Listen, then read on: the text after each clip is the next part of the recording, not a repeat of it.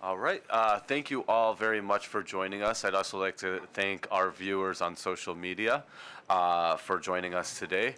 Of course, after our lecture, people in the audience will have an opportunity to comment, ask questions. The same applies to those on social media. You'll have an opportunity to ask your questions via YouTube or one of the other social media channels in which this will be showing.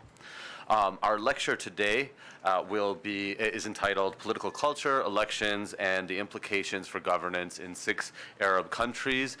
And our lecturer is Professor Mark Tessler, who I'm very honored to be introducing. Professor Mark Tessler is the Samuel J. Eldersveld Collegiate Professor of Political Science at the University of Michigan. He's had an extraordinary influence on the study on Middle East politics in general, and the expansion of survey research in the region, as well as how to challenge the assumptions, the essentialist assumptions associated with Islam, and has had an extraordinary influence on a number of scholars, including myself. So it's a great privilege to be introducing you today. And so, without further ado. Thank you very much. I guess we'll put up the slide, the first one.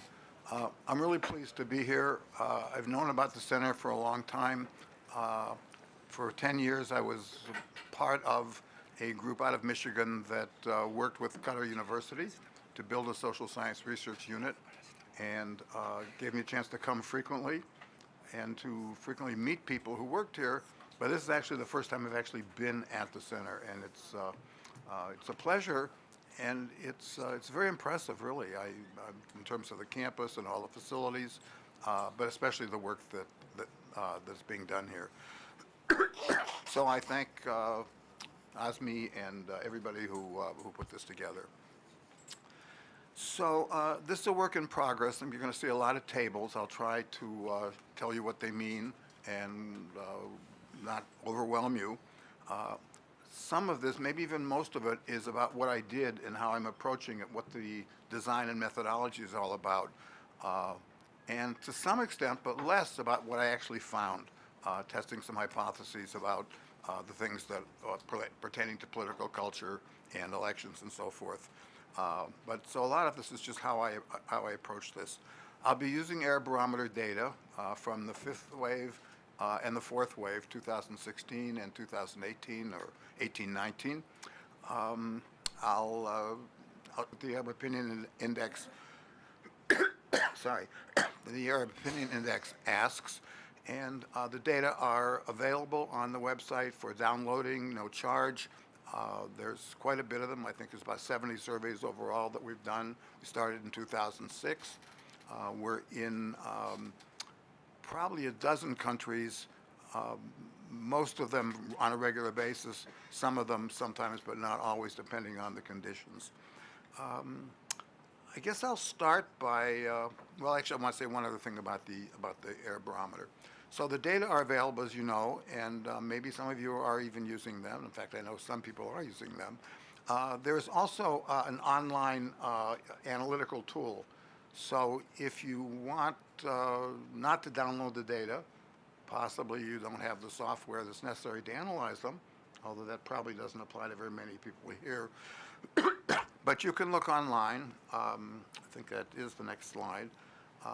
I won't take you up and do it, but you can go on. You can pick which countries you're interested in, which waves you're interested in. You'll specify that. It'll ask you what topic you want to explore, and you'll put down religion or culture or politics or international relations or media use. And then once you made your choice, it'll give you a series of, then it'll tell you the individual items, the questions on the survey instrument that pertain to these. You pick which one or ones you want, and you'll get a distribution.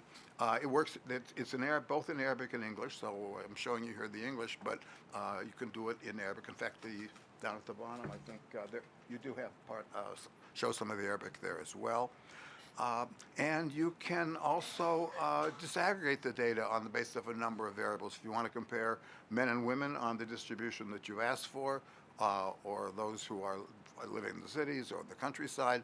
So you can go pretty far with this, and you can go pretty far into bivariate analysis just online, and you'll find that I thought maybe I would show it, but I don't think it's really necessary. But you'll go to survey data, and then online data analysis tool will come up as one of the options. You'll select that, and then you'll be in. You'll pick the country or countries, the years that you're interested in. I want to say one other thing before I jump in to the real presentation, and that is to introduce you to this book. This is something that I wrote very recently. It's part of was done in the context of a Carnegie grant. You can see the title here. Myself and a few other colleagues had support from the Carnegie Corporation to do, we sort of call them capacity building, but most of the people we worked with already had a lot of capacity, so we really weren't